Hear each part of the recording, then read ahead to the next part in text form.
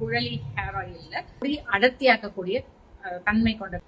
இந்த அவுரி அப்படின்னும் போது முடிய வந்து எப்பொழுதுமே கருமையாகவே வச்சுக்கணும். கரிசலாங்கண்ணி அப்படின்னும் போது தலைமுடி சம்பந்தமான பிரச்சனைகள் மட்டும் இல்லாமல் தலை சர்ம பிரச்சனையும் சரி பண்ணக்கூடியது இந்த கரிசலாங்கண்ணி. சளி பிடிக்குமா, எனக்கு சைனஸ் இருக்கு, எனக்கு வந்து வீசிங் பிரச்சனை இருக்கு, இதனால ஏதாவது பிரச்சனை வருமா அப்படின்னு கேக்குறீங்க.